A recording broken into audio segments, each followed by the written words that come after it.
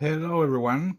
I'm going to start a new series of videos where I want to show you some conversions which seem very unrealistic in principle, but with a little bit of work they can be done.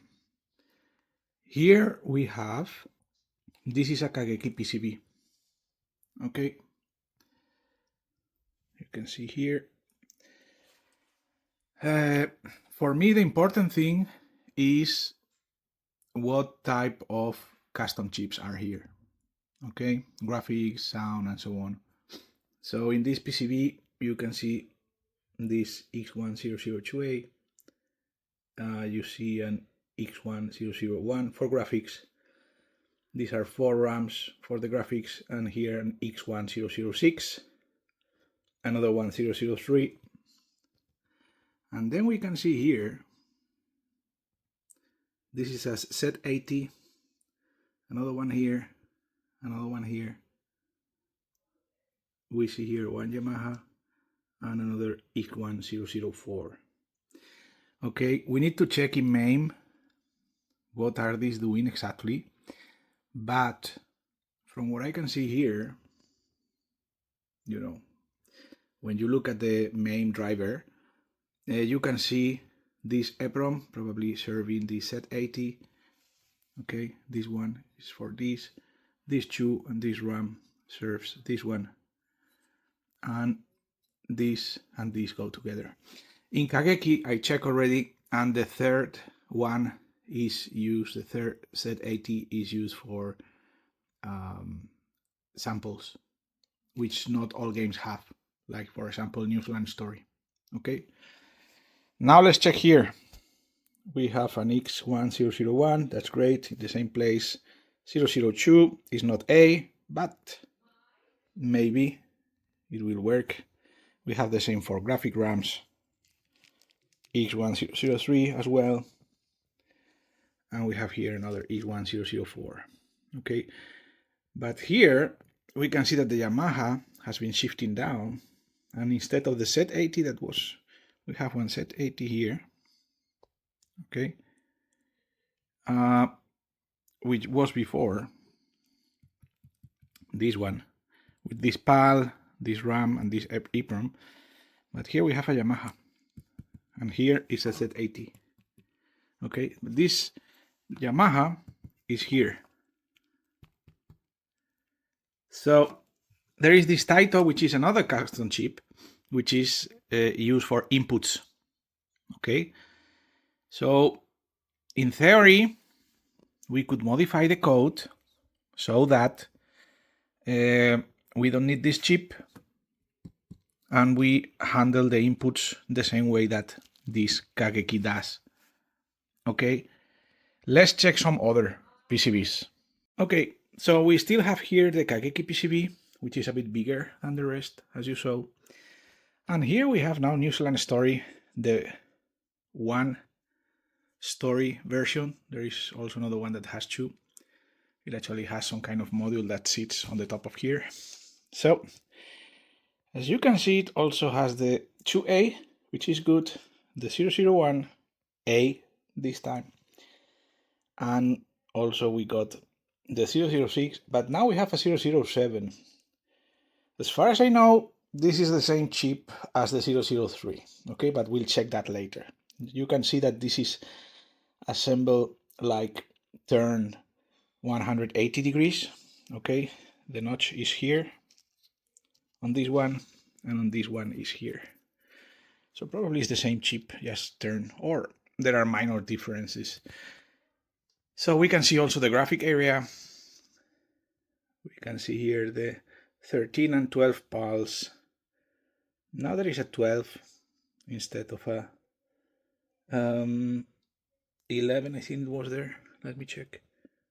It was 11, yeah. And here we have a 101, which is also here. Okay.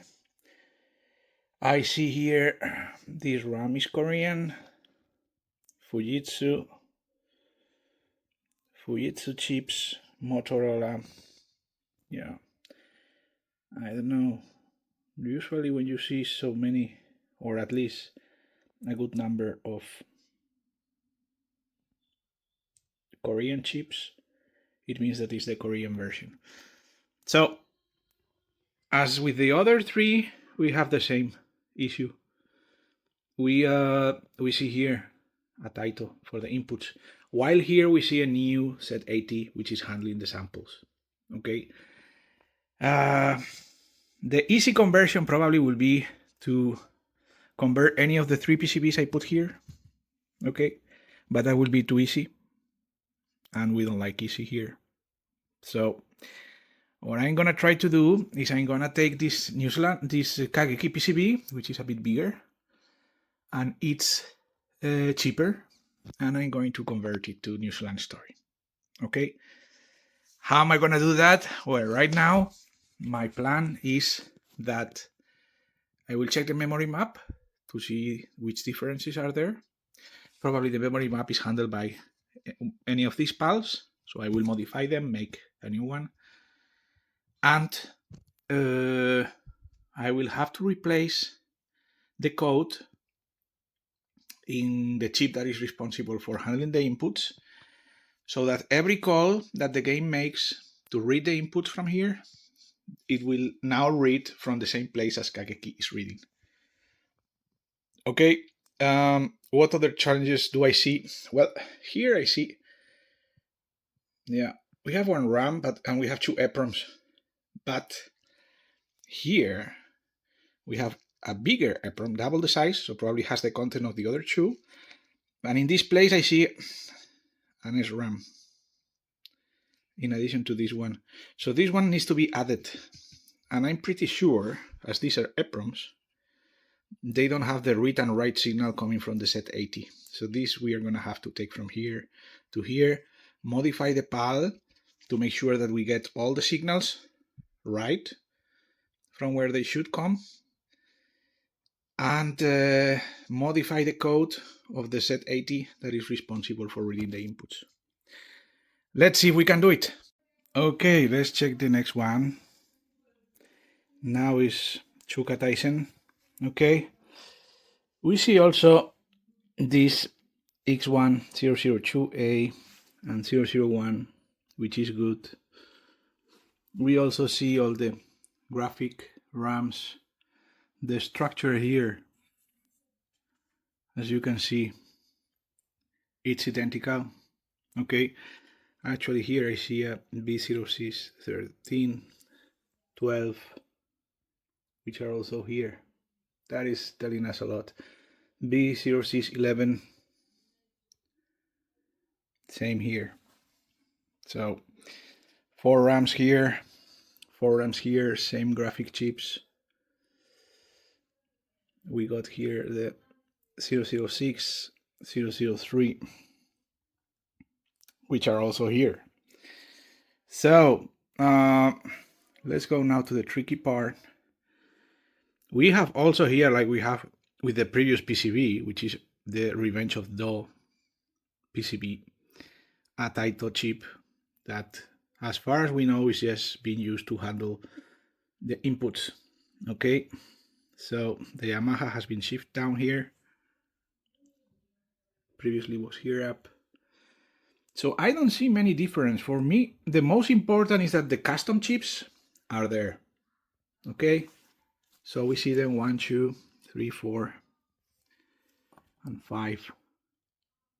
Okay, and we have them here 1, 2, 3, 4, 5, and we got this extra one that we hope we can get rid of. So let's continue with the analysis of another game. Here we have the main driver open. You can find it under this location that you see here. It has a lot of helpful information about all the versions that are around there. Configuration here, you can see the PCB number, how many, the size of video RAM, if it has an MCU or not. Okay, Kageki, for example, we see here is one of them that does not have the MCU. Also, in set X, and these two specific versions, well, specific version of New Zealand Story and Kabuki set. Okay, how many set 80 there are here, and so on. We are going to jump now to, let's edit it here, will be better. So we have here the machine definition of Kageki, and as we can see, it uses some common configuration, which is this one, and then it adds some elements which are specific to each game. Here we can see Kageki, it has this configuration. We are gonna copy it. Okay, we're gonna put it here, and a little bit farther down there is Kabuki Z. We have yeah, I went a little bit too much down. We have the one that we are looking for, which is New Zealand Story MCU version. Okay, so we are take that one, we put it here, and we can compare them. You see, both have the same configuration. This one has an extra Intel 8742 MCU, which is used for inputs. You can see here, port read 1, 2, and it is used to read into coin 1 and coin 2. So basically the inputs that we need. This line, for clarity, we can put it here. So now we have this here. So basically the machine is the same. Okay, it changes the memory map of the second set 80, but we know that because New Zealand Story has the extra RAM. Okay, so when we check this, we should see that as well. And also the other difference that we notice is that there is an extra set 18 Kageki. Very good. We see it here. And we see the MCU, which is not on the other PCB. Very good. We see this here. There is some small things here. I think they are not relevant, but we will check later. Related to the sound hardware. Okay, but we have to remember that Kageki has samples, so it can give some voices, but New Zealand Story, it's only sounds, okay, generated by this Yamaha. So we should see that, and this is what we have to check now. When we check this, okay, here, yeah. So this is the one that we see here. This is the Kageki submap. We're gonna put it here at the end, so we can analyze it too, or we can make it even nicer. We are gonna put it here.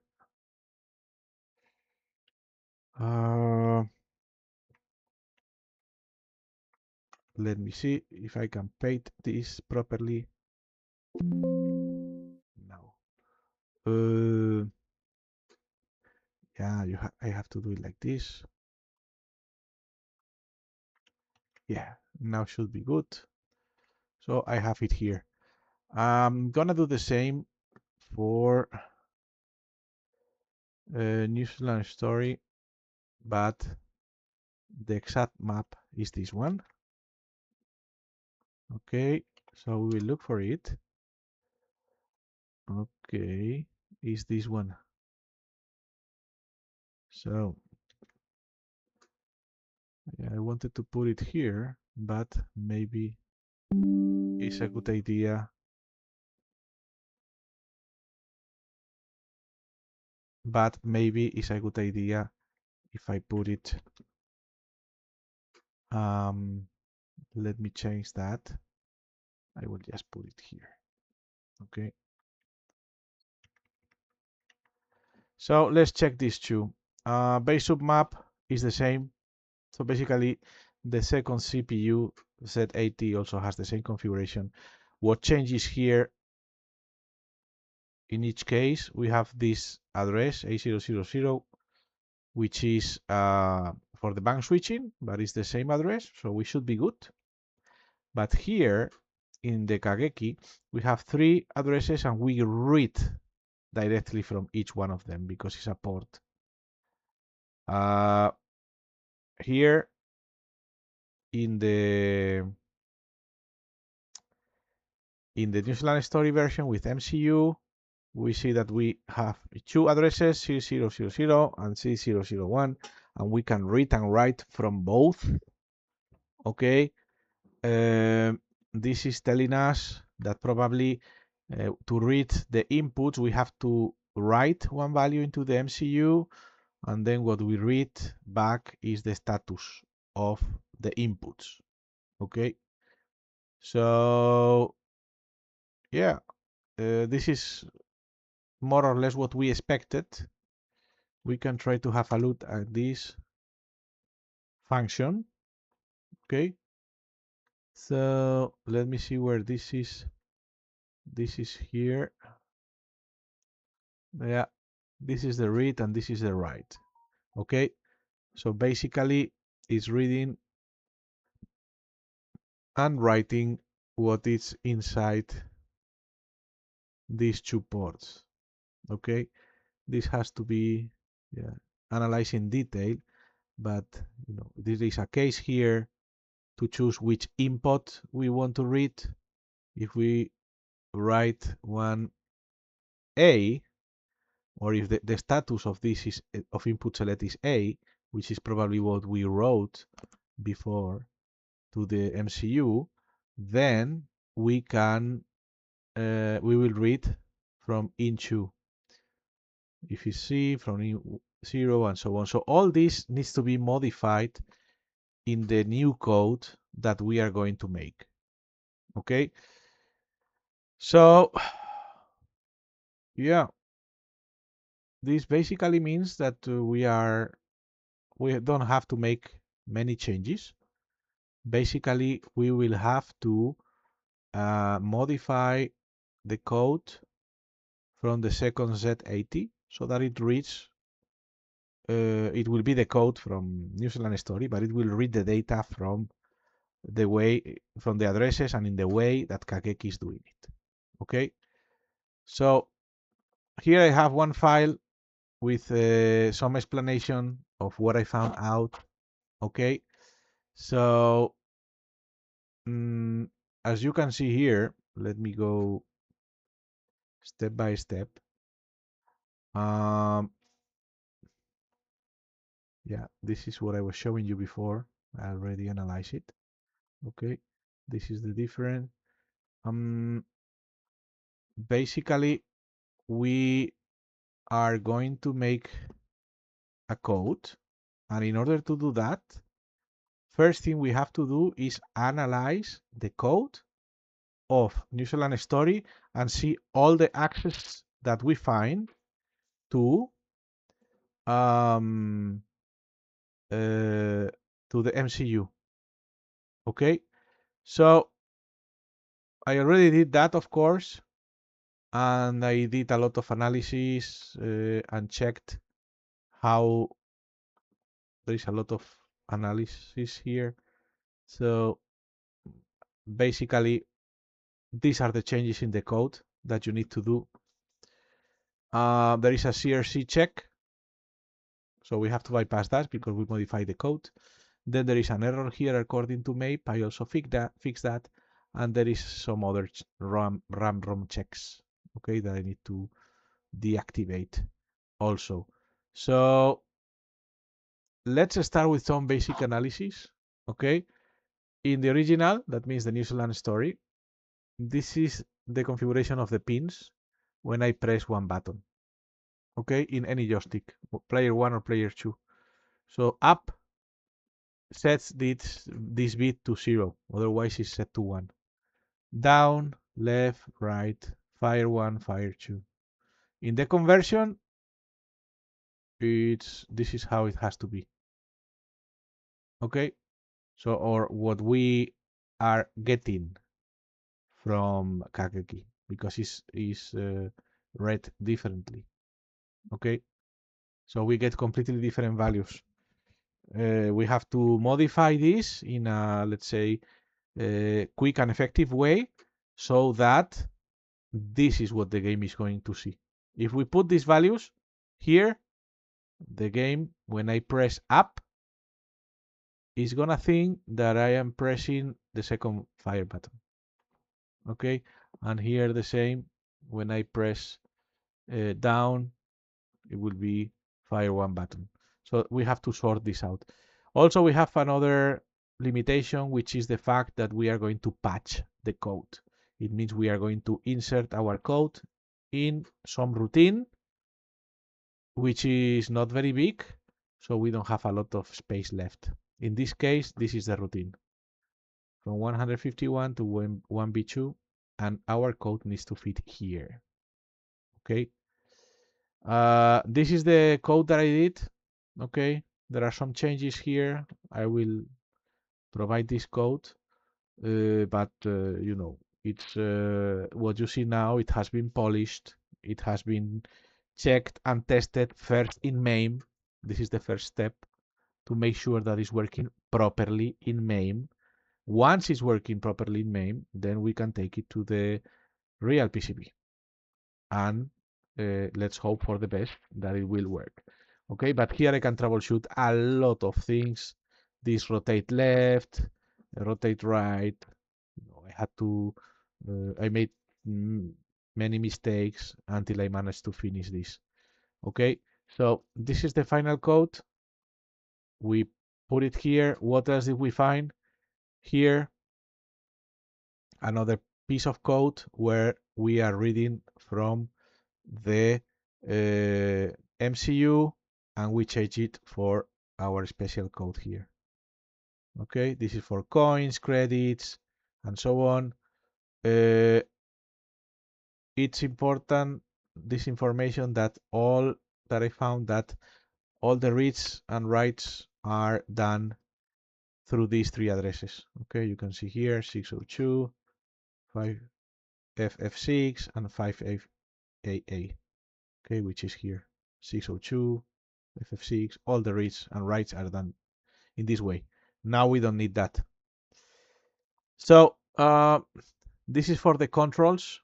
Okay, I replace all this code, which will be when we enter, we execute it from here, this instruction, until we exit with the red instruction. We replace it by this much simpler code. And this is basically what we need to patch in the code of the second Z80. Okay, there is many more changes. I will not elaborate, but basically this is for you to understand that I had to find every single place in the code where we were reading inputs. Luckily, this is a Z80, so it doesn't have much memory available. It's limited to 64K, so we cannot do more than that. And actually the part where the MCU is located, thanks to MAME, is very easy to find. Okay, we set some watch points and we know when and who is reading and where it came from and so on. So after all this analysis, this is the code that I'm going to patch one of the EPROMs that I show you, and will allow to get the inputs properly being seen by the Z80 number one.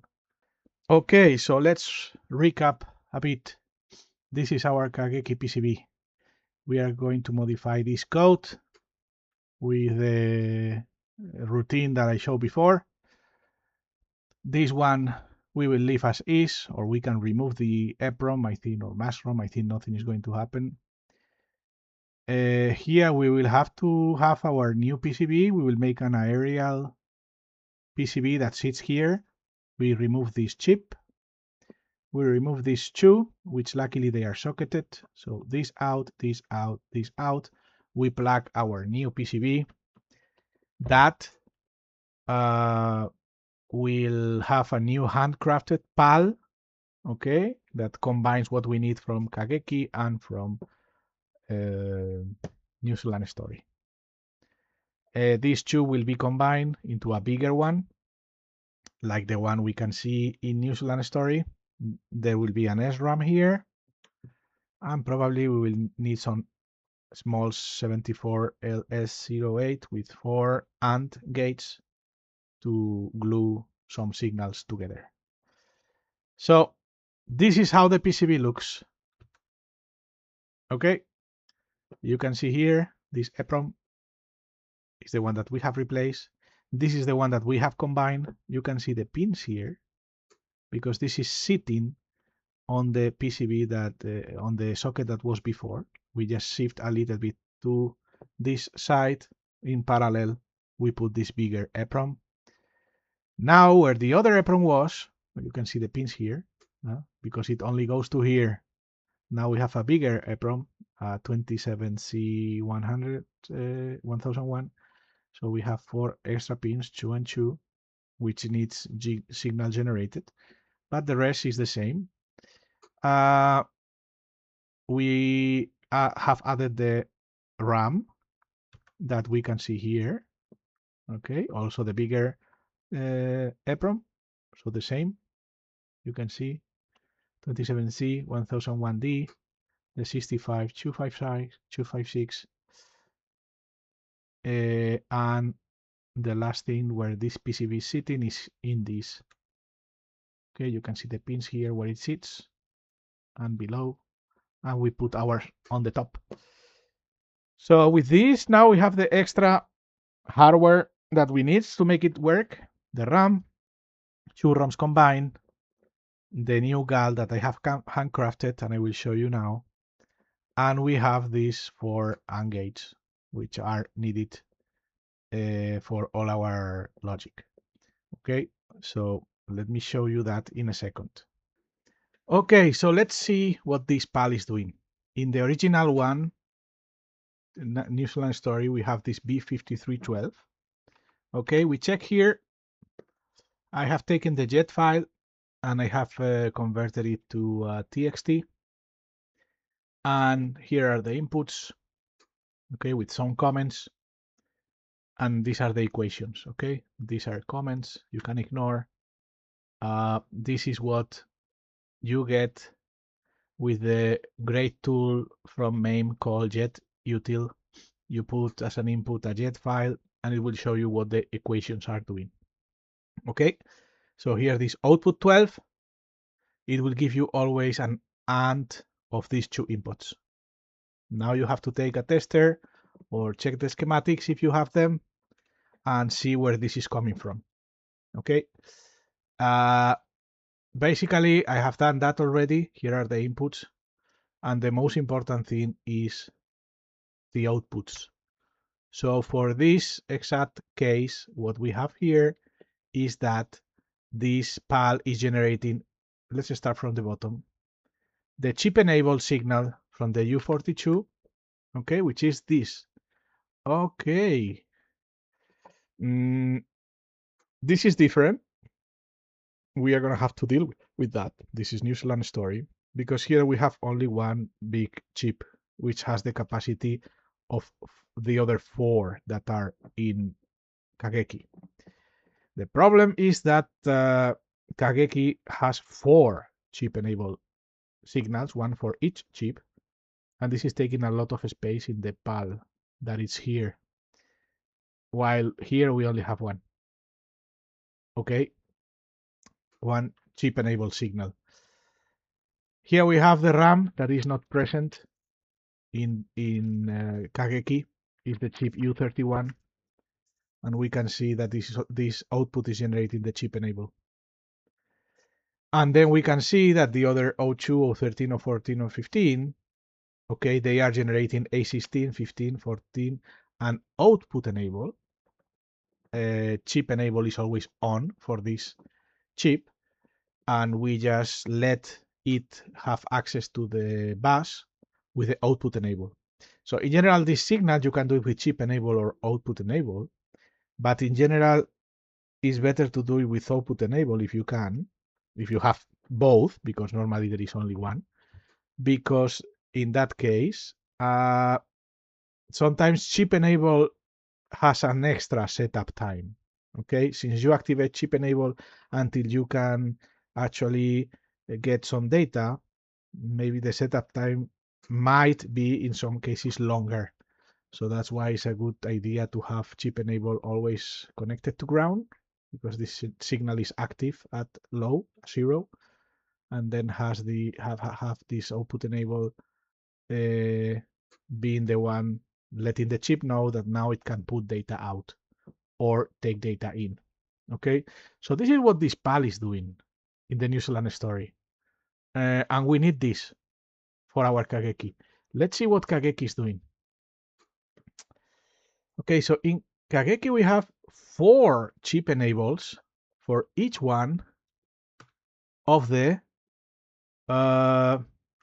graphic chips here. You see, before we had 1, now we have 4. So here there is 4 chip enabled.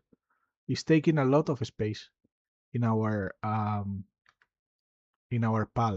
or GAL. So we will see how we deal about that. And then we have here some signals, which are the output enable from U32 and U31. Okay, U32, U31. This is U30. So we have 2 chips enabled for one of the chips. Now we will need only one. Okay, so that is giving us one free pin, if you want to call it like that. But the problem is that as we are running in Kageki, we still are gonna have to be occupying 4 outputs. Okay, now it's getting a little bit complicated. How are we gonna have all this? Okay, so yeah, these are inputs, these are outputs. So these 2, we know what we are. Now we have this O14 that is generating the A14 14 in the 2 EPROMs. It is shared. Okay, so this is what I did. This is the version that I created. Okay, let me show you one with comments. Okay, so here is the new PAL, and this is what I have done. I still keep these signals. Okay, now I'm going to have O12 generating the A14 of the new program run with bigger size, and O13 generating the output enable. Okay, remember that we needed those, O14 and output enable. And I also need the chip enable for the RAM, and I'm gonna put it here. Okay, so I have to modify the equations. These ones I can take directly from this PAL and compile it with WinCUPL. The other ones I have to handcraft them a little bit. Here is the code, nothing fancy. And then in order to generate the higher signals, I will use some logic. You can see here the schematics of that tiny PCB. So basically we have the GAL. The inputs of the GAL are mostly coming from this connector with plugs where the previous GAL was. And we generate the 4 chip enabled signals, and they come back as originally planned to the main PCB. So this is, we leave as it is. The interesting thing are the other pins. So basically, we are generating A14. It's coming from here. Okay, in this bigger EPROM. 15 and 16 is why we need that extra 74LS survey. Is generating these signals in the same way as they were generated by here. Okay, so you can see that here we have, no, this is the new one.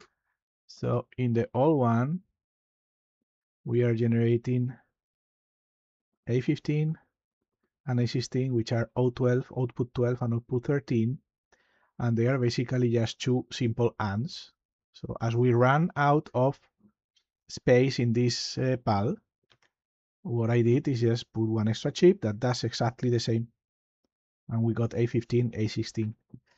A14 is still generated from here, as I said, and the rest are available from A13 down. They are all available coming from the connector where they plug into the PCB. So we have this one cover. We have the RAM cover. Now we need, this is the RAM, a new RAM that New Zealand Story has, but Kageki does not. So as we can see here, in the original one, in the output 16, we generate the chip enable. In our new PAL, we generate in output 14, okay? Because we have to shift things. These lower four are the ones we are using for the graphic chips. So now it's in the pin 14. We reflect that here. This 14 is coming from here. Okay, I think I'm following this right. Yeah, it's coming from, no, sorry, it's this one. It's the A14, which is coming in this case, yeah, from this pin. No, it's output 14, sorry, pin 15. Yeah, output 14. From the GAL, it's coming from here, and it goes all the way down to our chipset.